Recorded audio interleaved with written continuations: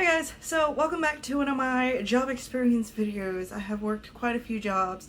I'm only kind of posting the jobs that I either don't work at or are in multiple areas so that cyber stalkers don't try to cyber stalk me, even though they could probably just hack my computer like they do everybody else. Unless I get sponsored by a certain company. um, but today I'm just going to talk about me and working at Fedex.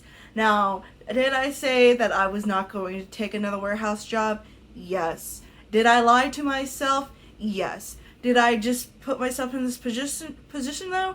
I didn't try to. So this kind of whole story of why I went back into warehousing. I went for a full-time job in a bank, and I got a part-time. There was someone else who got that position. They said they only wanted full-time only and they're not taking the job. So they offered her the full-time and offered me the part-time. I took it just because I wanted to get into a different field. I wanted to work into something else. And then I kept my seasonal job working in this retail. So that really wasn't much. I was making like $9.50 an hour. And at the bank, I'm making like $13 an hour. So it's not really the best livable wage. And then the whole sickness hit where everyone was getting sick. And with that retail job, it wasn't essential. So I would stop getting money there. And I also noticed I wasn't really making enough to pretty much afford all the things, my bills and stuff I need to. And I started noticing that I was going to eventually run out of money because of the extreme budgeting I had to do. So, FedEx. FedEx is hiring. I did apply for UPS, but their hours were kind of sketchy and would run into my bank hours. So I couldn't do that. And then it would run into my retail jobs hours while I was transitioning into, getting a higher paying job. So I needed something that I could work both the bank job and the retail job and the warehouse job. And FedEx had the hours.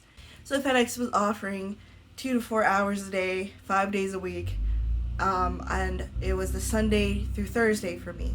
So I was like, you know what, this will work. Unfortunately, I'll be working every single day of the week, but they start off at for what I work, which is Preload, so this is pretty much going to be everything about Preload. I worked from anywhere from 2:30 to, they were saying 2:30 to 6 in the morning, because that's the 2 to 4 hours. And it's not guaranteed when your start time would be. So it could be that 2:30, it could be 4 o'clock. That's pretty much the normal ones. And that's what I first signed up for. Now where we're at is a whole different story, and I'll get into that progression later. But I'll just give you kind of what to expect. So when you sign up, it's pretty much like Amazon. You just sign up online, put a little resume or whatever you want in. They don't really care. Everyone's hired. You go to an orientation. If you show up, you get the job. That's pretty much what FedEx is doing, just like Amazon. And then they ask you the same questions. They'll do a little interview. So this is the only different part. They'll do a little interview, and they'll ask you the same questions they ask you on the application. Like if you can lift up to 75 pounds, if you're comfortable working in a warehouse, all that stuff. You just say yes to it, you got the job. But you do want to keep in mind that you're potentially going to be lifting that much or more. So my first week was definitely not a good experience. My first day, first you get your little orientation, you get your walk around, they'll tell you policies and things you can't do in the warehouse. But then they take you around, and when you start learning, they give you your little scanners. So Preload is pretty much, I feel like it would probably be the easiest position there. Preload is very early in the morning. You're not doing overnight, but you do 2 o'clock to 6. which now we've been doing until 8 in the morning, sometimes a little longer, which sucks ass because it's summer, it's hot, there's no AC, and their fans at our location there's 2 fans, and they blow through a plastic tube with holes in it. And then they just now brought out these giant industrial fans that barely gets past a truck or two. But let me get back to where I was going. So my first week of training, we got orientation, or second orientation or whatever. I don't know what it's called, but it's where they go over videos and stuff with you and a test, and then they get you your scanners and they get you a truck. Now you're supposed to only have 1 truck starting off, and then they eventually give you 2 trucks, and if needed, more than that. But usually each person should get like 2 trucks, unless it's a very light day. And so it started out like that. Me and the other one guy that went for the position, we got our 2 trucks right by each other, and it was pretty simple. They teach you just sign in, scan the package, scan the truck, scan the package, scan the truck. Put it in order from 1,000 to 8,000. The numbers are on the packages. If they're not, you let it go to QA. And so very simple, super simple job. You do get some heavy stuff. You do get some random ass stuff like sometimes there's kayaks. You'll get Home Depot stuff. You'll get stuff from like Walmart's. You get just railroad stuff depending on where your truck is going. That's the stuff you can get, but they're usually the smaller trucks that go into like the neighborhoods. So it's whatever can fit on that truck. You're not working on semis, thank goodness, but you're loading that truck, and it's really easy. Honestly, it's really easy. In the winter, it's nice. It's for some reason they have heat. Like the warehouse is warm, not hot, but warm. But in the summer, it's hot. So it's really good to work in the winter because it's a breeze. A lot of people sign up. There was a lot of people there first. But then I believe it was like my second day. It was like my second or third day when they were just like, hey, we don't have enough people today. Could you get an extra truck? So then I was like, okay. So then I'm brand new. I'm working on 2 trucks. I managed to get through it. I forgot if it was 2 or it was 3, but it was a day where it was like, for some reason, a lot of people called off. And then the new guy with me had to get another 2 or 3 too. And it was definitely kind of demotivating because it was a lot of extra work when you don't really know what you're doing. So you're just trying to take this. It's an easy process, but you're trying to take this and you're trying to do it for 3 trucks. Before everything went into madness, it actually wasn't bad. We would get like 100, like maybe 30 to, at max, really heavy 200 packages. Now it's normal to get 200 to 300 packages per truck.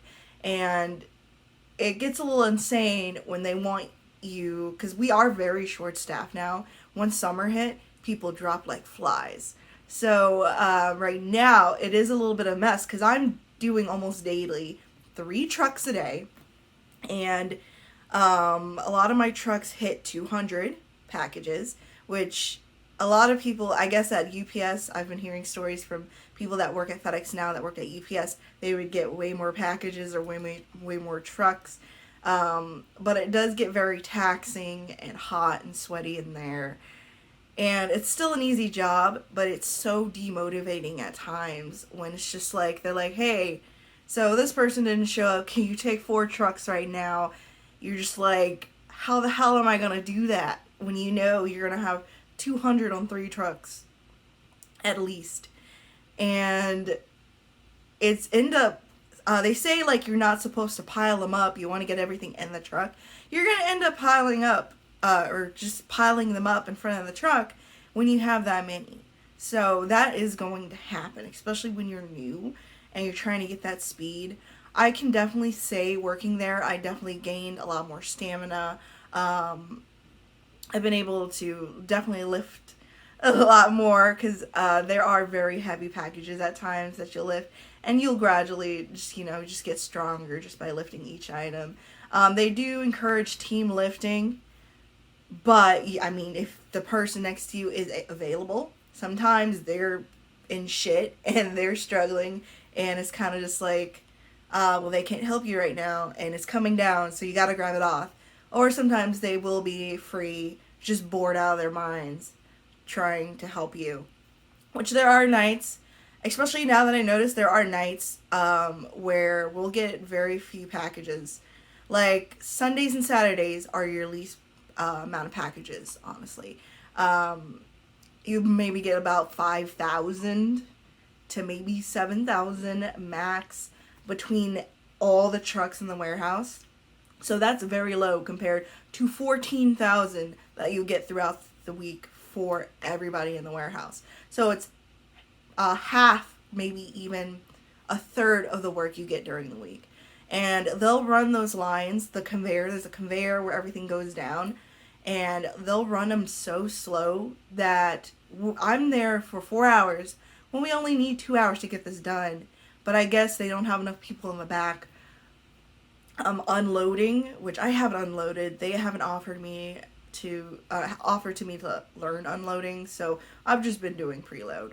That's pretty much what I have experience with. There are 4 belts in my location, so you got belt 1, 2, 3, and 4, and that's how they'll come down on the packages. So it'll say like 400, 100, 200, 300, and those just tell you which belt it goes to. But a lot of the things, if there's broken items or anything looks messed up, you send it out to QA. That's pretty much honestly all I do. Do I like the job?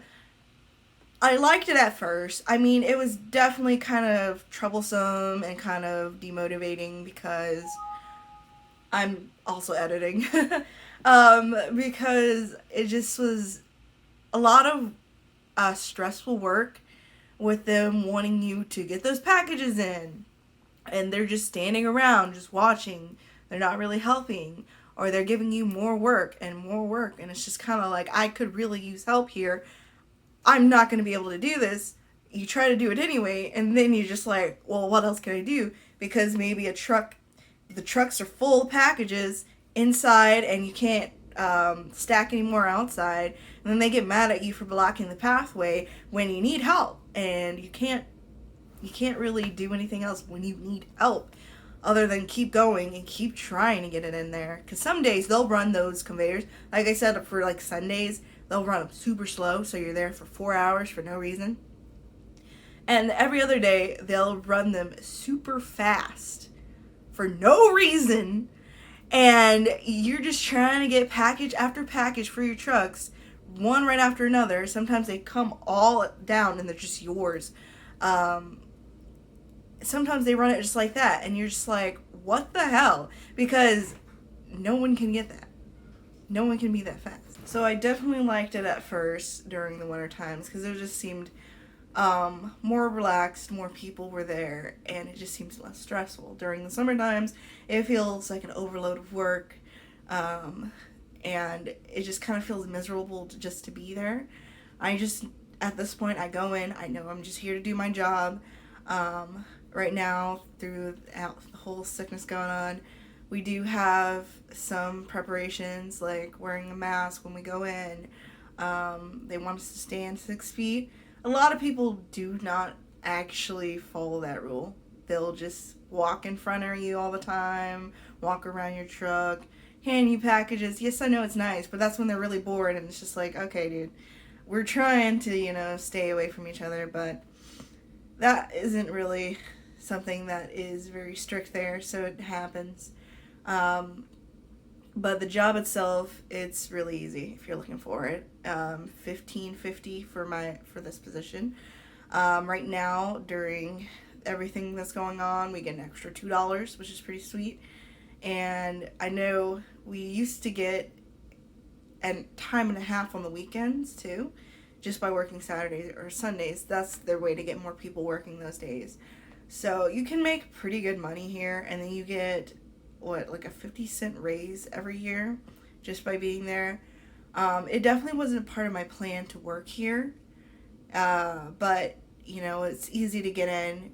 You don't really need any qualifications. There's a ton of young people coming in right now, quickly leaving. A lot of people that stayed are definitely older, probably maybe in their 30s, 40s, and up. Those are the ones that are definitely staying.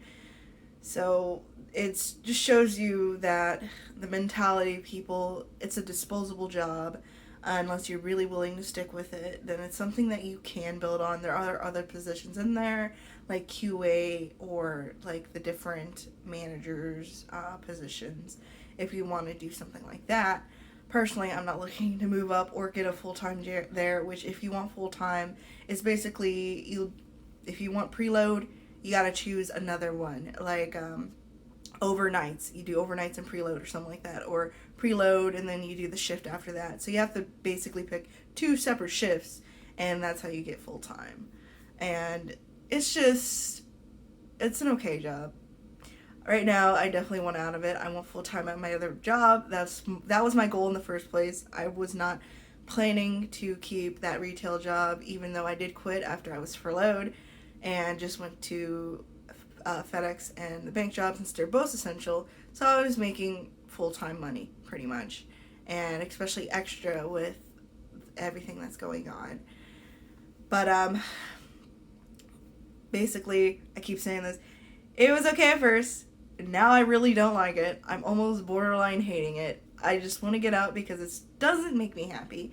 It's really good for exercise, it's really good money, but it is pretty much manual labor, which doesn't feel rewarding, doesn't feel like they're working with you, the managers are working with you, when it seems like they prioritize whatever they're doing the most, or if they're on a certain belt, they prioritize that belt and leave whatever belt like you're on. If there's no manager on there, you're just going to be drowned in work, and I mean, there's not much you can do. So you have to have that mentality of like, all right, I'm just going to do what I can do. Whatever happens, happens. I'm just doing my job.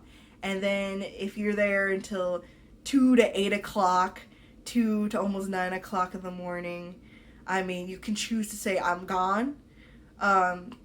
Or otherwise, if you get done with your work, they're going to ask you to go to another belt and finish someone else's work. It is one of those jobs.